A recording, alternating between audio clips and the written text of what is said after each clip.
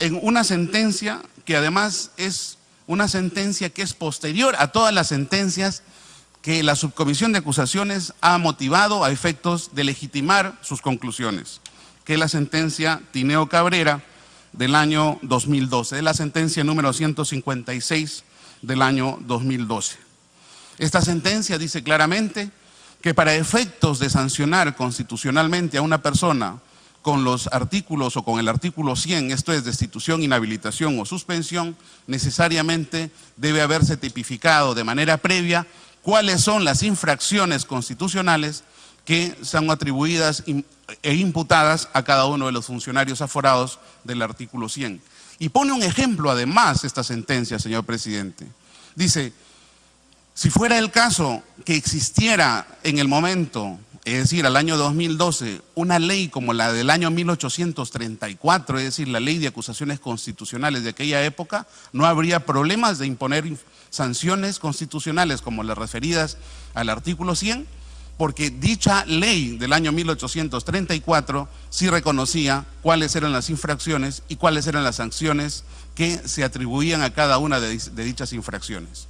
El problema de la Constitución del año 93 y el reglamento del Congreso es que no reconoce, no existe en la legislación positiva dichas infracciones y mucho menos el correlato entre sanción e infracción, que tiene que existir a efectos de evitar la arbitrariedad. Porque claro, ¿a qué tipo de infracción le vamos a imponer una destitución? ¿A qué tipo de infracción le vamos a imponer una inhabilitación? ¿Y a qué tipo de infracción le vamos a imponer una suspensión? Es que cada una de estas sanciones tiene que tener un relato infraccional que establezca previamente y le diga a todos los funcionarios que están obviamente dentro de los artículos o dentro del artículo 100 de la Constitución como funcionarios aforados, cuáles son los peligros que su conducta funcionarial acarrea en razón a sanciones posibles, en razón justamente a que infraccionen el deber o infraccionen el ámbito de la función por la cual están gozando del poder en el Estado. Y eso no existe, dice esta sentencia. Y pone el ejemplo de la ley de 1834, una ley en este sentido que debiera haberse por lo menos puesto en vigencia en los términos sustanciales del caso para evitar justamente situaciones en donde no se puede sancionar por infracciones en tanto los déficits de taxatividad y legalidad no han sido superados conforme el ordenamiento o lo que ha ordenado en este caso la sentencia Tineo Cabrera del año 2012. Y uno puede decir, como ha dicho muy alegremente este informe, por eso me refería a que este informe tiene grave déficit de juridicidad, que esta sentencia del TC ha sido superado por alguna otra sentencia del Tribunal Constitucional, incluso, dice, por una consulta de la Comisión de Constitución en este Congreso que dice que esta sentencia es inaplicable o se aplica de manera diferente.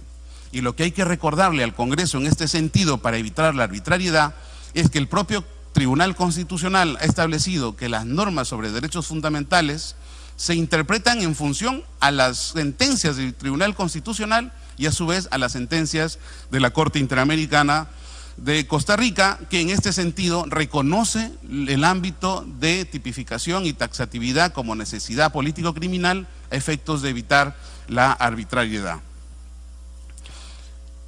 Un correlato a esto que acabo de decir está constituido por un principio de política criminal y que creo yo, de alguna manera, para salvar ese 30% de acierto de este informe de la subcomisión y llegar probablemente al 31%, es lo que creo que ha querido decir, y es justamente algo que en doctrina y en política criminal se llama bien jurídico real. ¿Qué habla y qué dice el principio de bien jurídico real? Dice que toda infracción penal, es decir, todo delito, acarrea una infracción, un respaldo constitucional. Todo bien jurídico, por tanto, que reconoce el Código Penal, tiene y debe tener un correlato constitucional. Porque a nadie se le ocurriría tipificar como delito algo que en términos de constitución o constitucionalidad no tiene un asidero o un recogimiento en este sentido. A nadie se le ocurriría decir, por ejemplo, que un delito X no tiene en este sentido un articulado o un derecho fundamental que pretenda recoger y proteger. Por eso es que se habla modernamente de antes que de bien jurídico, de interés jurídico social. Bueno, pero aquí hay una situación que resulta engañosa y probablemente ha sido lo que ha ocasionado error cuando se ha formulado este informe. Y es que, si bien es cierto, todo delito y toda infracción penal debe tener un correlato constitucional, toda norma constitucional no necesariamente debe tener un correlato penal, por tanto sancionador o susceptible de sanción. Por eso, muy claramente, el abogado del congresista Fujimori ha dicho y ha establecido como un mandato de una sentencia del Tribunal Constitucional en el apartado 15, que para efectos de una sanción constitucional por infracción, necesariamente se debe haber acreditado que el delito se ha cometido. Y el delito, o mejor dicho, el asiento de que un delito se ha cometido y la certeza de que un delito se ha cometido, no lo da el Congreso, lo da el Poder Judicial previa acusación fiscal y previo procedimiento penal. Un procedimiento penal, señor presidente, que ha empezado ya hace bastantes meses y que ha empezado a raíz de una visita suya, señor presidente, al fiscal de la Nación, con el procurador además del Congreso de la República, llevando la denuncia penal contra los 3 congresistas, acompañando con ello un audio o un vídeo de 7 minutos, y que luego fue reformulado en términos de ampliación por la Procuraduría Anticorrupción, también a su vez por otro congresista de una bancada, no recuerdo cuál, y a su vez por otros colectivos civiles y adicionales que han hecho que esta denuncia sea tramitada actualmente por la Fiscalía de la Nación. Y como ha dicho el señor Bocángel, el día de ayer inclusive hemos ido a dar nuestra declaración en este ámbito del procedimiento penal. Por tanto, bajo esta perspectiva, señor presidente, es claro que el Congreso ha reconocido y reconoce que necesariamente debe existir una sentencia y es claro que debe existir un asiento en términos de comisión delictiva que necesariamente la tiene que formular el Ministerio Público. Y sería un contrasentido que producto de este informe, que se apruebe probablemente por consigna y no por razonamiento en términos de juridicidad, deba obligársele al Ministerio Público a cerrar su investigación. Porque esa es la consecuencia, señor presidente, de aprobarse este informe. De aprobarse este informe, obligaría y vincularía a la Fiscalía a denunciar ante el Poder Judicial sobre los hechos que se dice que se ha cometido. Y la Fiscalía tendría que cerrar la investigación, que va recién a un 20 o 30% de haberse iniciado y con una ampliación posible para los próximos 60 días, que es lo que en términos ordinarios se debe hacer para llegar a buen puerto con una investigación bastante compleja y bastante prolija como es la que está iniciando la propia Fiscalía de la Nación. Pero volvamos al tema de la infracción constitucional. Y la consecuencia de lo que se ha dicho, señor presidente, es que no hay posibilidad, por tanto, de establecer lógicas infraccionales y mucho menos lógicas de sanción sobre lo que se ha construido o lo que se pretende construir en este informe de la Subcomisión de Acusaciones Constitucionales. Doctrina nacional abundan en el país. Y hago recordar, señor presidente, 2 textos que sirven de bastante claridad o con bastante claridad a estos fines. El primer texto, señor presidente, es el texto del presidente o el expresidente de la República, Valentín Paniagua Corazao, en su libro Constitución, Democracia y Autocracia, publicado en México el año 2004. Dice, la Constitución no permite acusar y sancionar infracciones constitucionales no tipificadas legalmente, como señala el artículo 2, inciso 24D, y que mientras ello no ocurra, no procede el juicio político porque le impide la falta de tipicidad de las infracciones constitucionales. Si alguien puede mejorar una declaración doctrinaria en este sentido, como la ya establecida por el señor Paniagua Corazao, obviamente que lo diga y que lo sustente. Luego hay otro texto también en este mismo sentido del profesor Bernales Ballesteros, profesor principal de la Escuela de Gobierno de la Universidad de San Martín, que dice que la Constitución del 93 no menciona nada al respecto, refiriéndose a las infracciones constitucionales, ni existe una relación de hechos que puedan ser calificados como tales. Cualquier intento de aplicar una sanción bajo el argumento de cometerse una infracción constitucional cuando no hay precisión, establece reglas de arbitrariedad e ilegalidad sobre la pretensión atribuida. Por tanto, señor presidente, lo que es claro en función al tema de la infracción constitucional es que no existe la posibilidad, repito, de una lógica infraccional y una lógica de sanción. Segundo o siguiente punto, el punto de la legitimidad de las pruebas.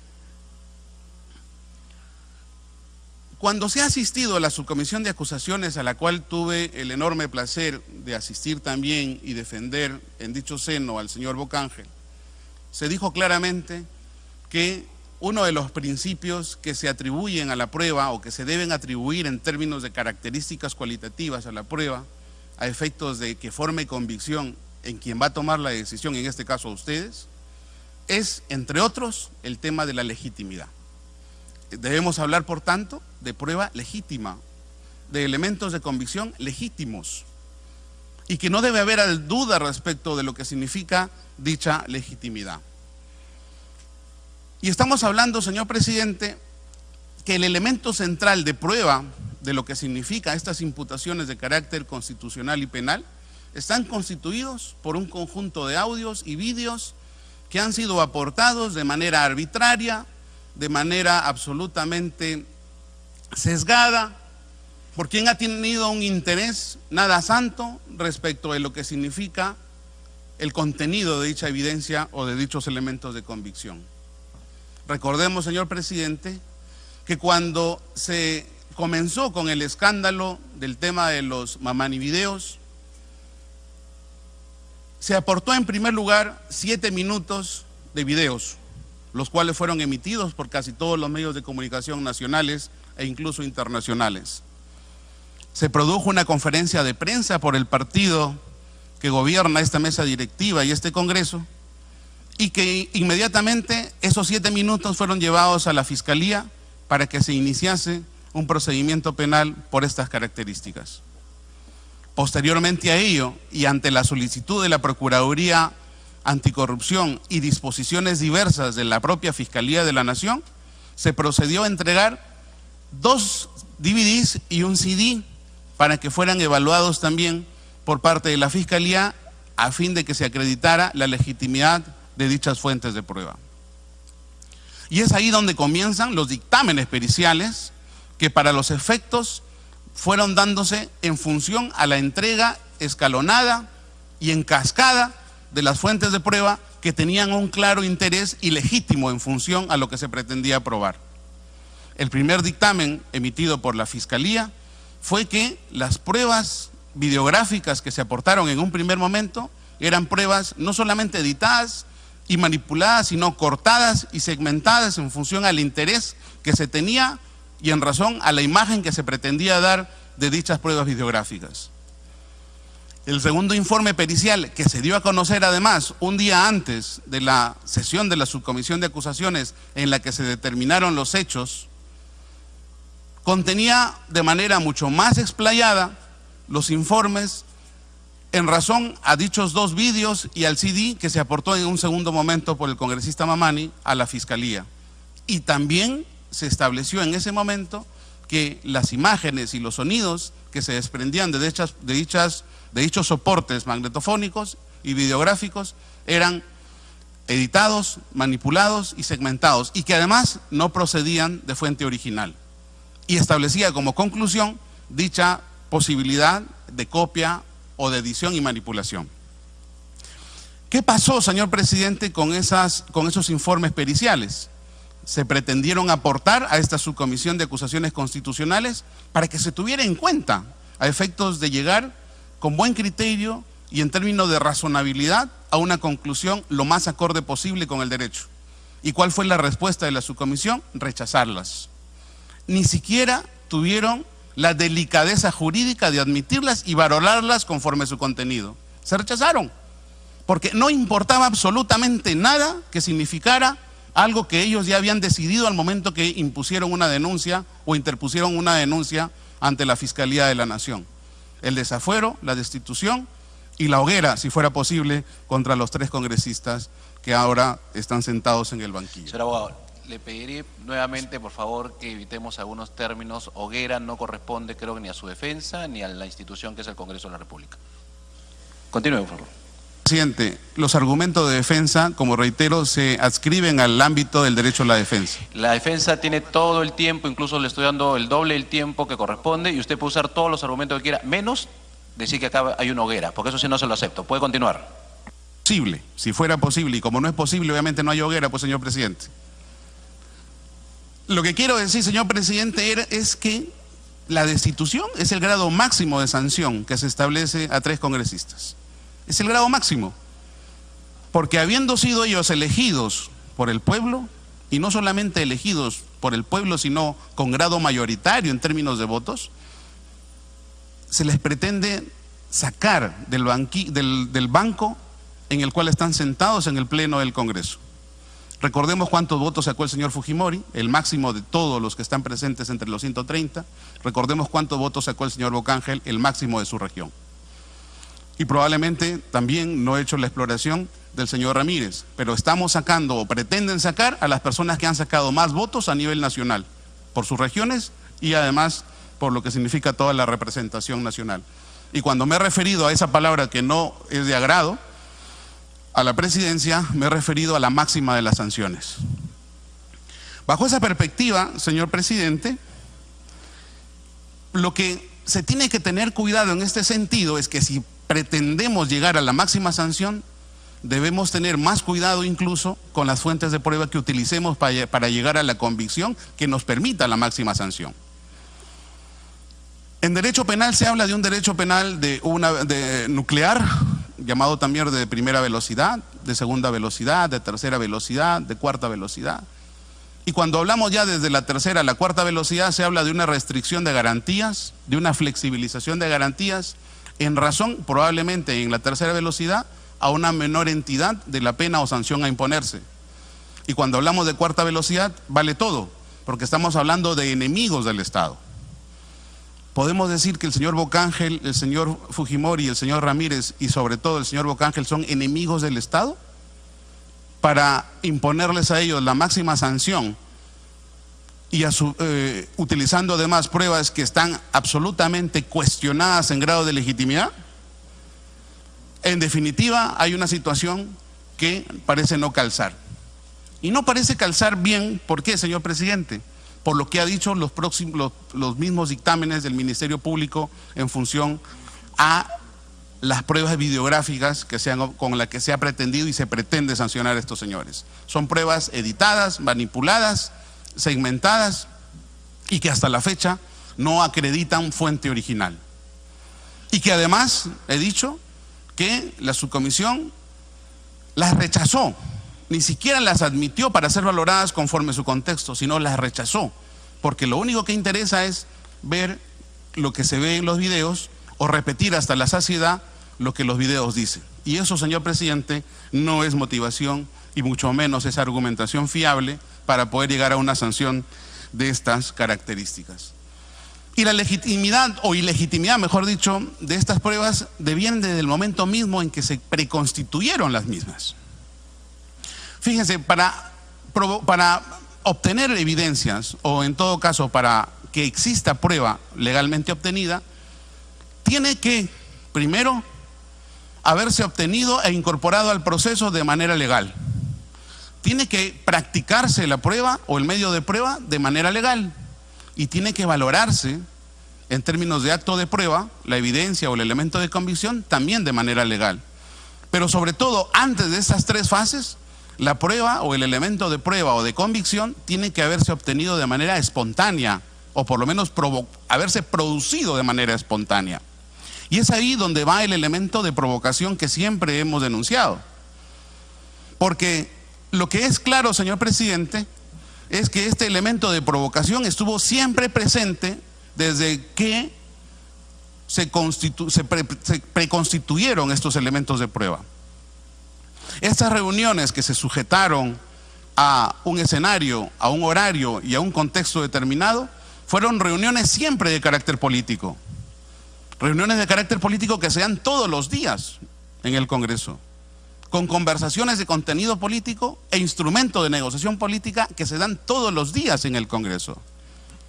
Pero si uno de los interlocutores interviene en términos de puesta en escena o de mise en escena en función justamente a obtener lo que quiere y provocar con la actitud que está teniendo al momento de enfrentarse a sus interlocutores lo que quiere y pretende, obviamente estamos hablando ya de un primer elemento que podría descalificar lo que en términos de producción probatoria podría surgir a partir de ello.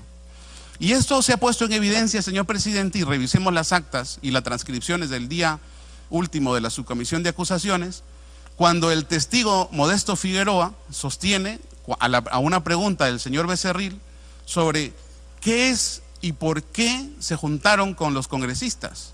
Y él dice, es que como me dijeron, necesitábamos algo que acreditara lo que ya habíamos conversado antes. Esto es, ¿qué cosa habían conversado y qué cosa le habían dicho? Suponemos que es una prueba videográfica o una prueba de sonido o algo que significara más allá de una mera afirmación. ¿Qué significa en un contexto de producción o de provocación probatoria? Significa, obviamente, en este sentido, la utilización de un sujeto que en términos de preconstitución probatoria haga las veces de un agente provocador a efectos de obtener de su interlocutor una conducta por lo menos sospechosa de alguna infracción o de contenido ilícito, por lo menos sospechosa. ¿Y cuál fue la conducta del señor Mamani luego de obtener esas pruebas? Entre comillas, por cierto. ¿Fue ponerlas a disposición inmediata de la autoridad judicial o fiscal? ¿O llevarlas a su bancada, conversar si eran suficientes y seguir indagando o seguir produciendo más pruebas? Esto es, seguir manipulando y seguir editando o extrayendo lógicas de conveniencia, no a la verdad, no a la justicia y no al derecho, sino al partido político para el cual él representaba.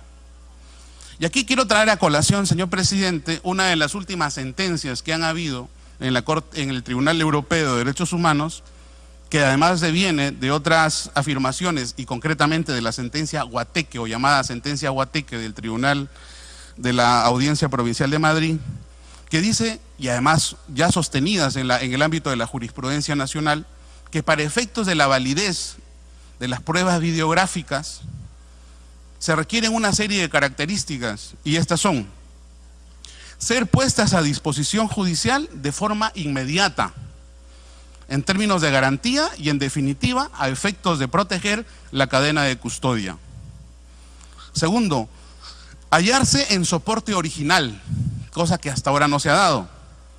Tercero, incorporarse al proceso de forma íntegra y no escalonada, sesgada, segmentada y en cascada, como se ha hecho ver además en medio de la subcomisión de acusaciones. Y por último, practicarse en juicio a través de una visualización que, claro, no estamos acá, sino para establecer lógicas de presunción y establecer con ello la legitimidad, que está claro que no hay legitimidad en orden a la prueba que se pretende hacer.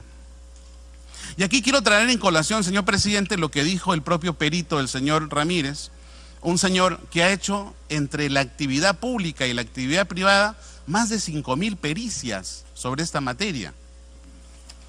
5.000 pericias, señor.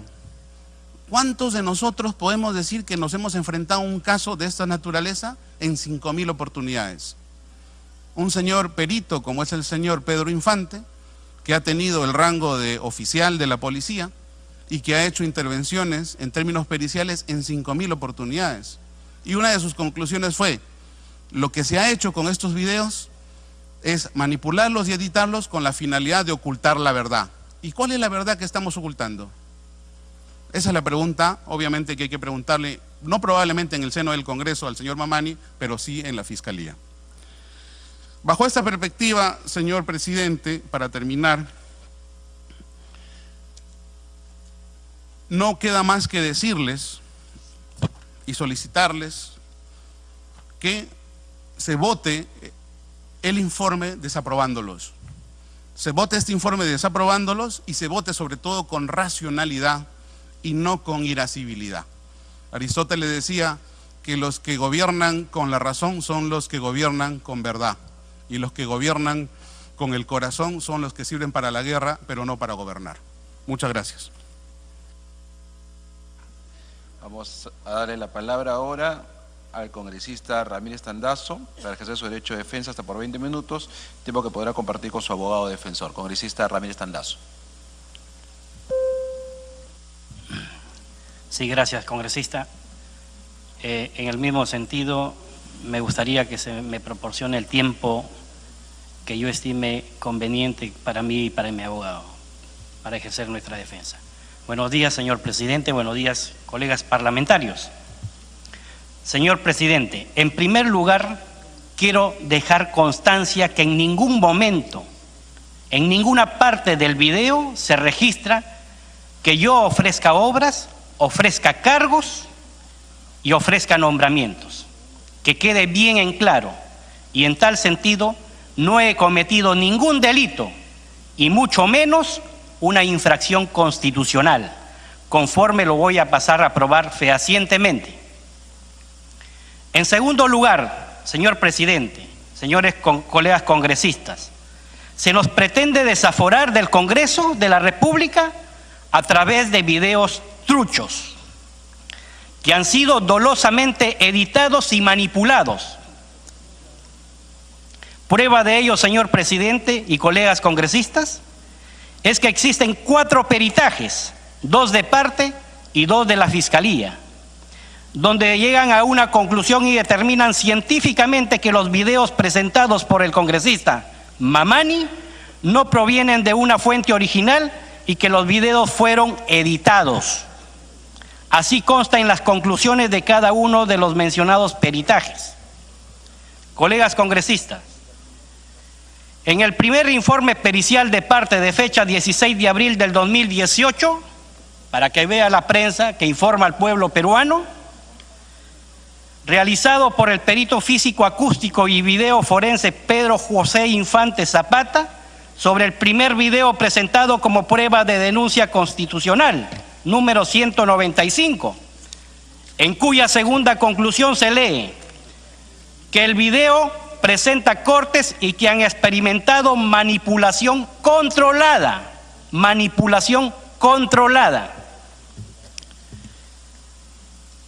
Según el informe pericial de análisis digital forense, número 027-2018, del Ministerio Público, con fecha del 20 de abril del 2018, realizado por el perito Arturo Ernesto Lazarte Vilcamango, en cuyas conclusiones se verifica que sus nombres de archivos no coinciden con el formato, que las fechas de registro no coinciden con las fechas de creación que se muestra en los metadatos, por lo que concluye que los archivos de video no provienen de su fuente original y que además no coincide el tiempo de duración del video con el tiempo de duración del audio.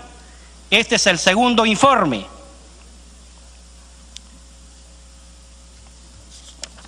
Colegas parlamentarios, el tercer informe pericial acústico forense,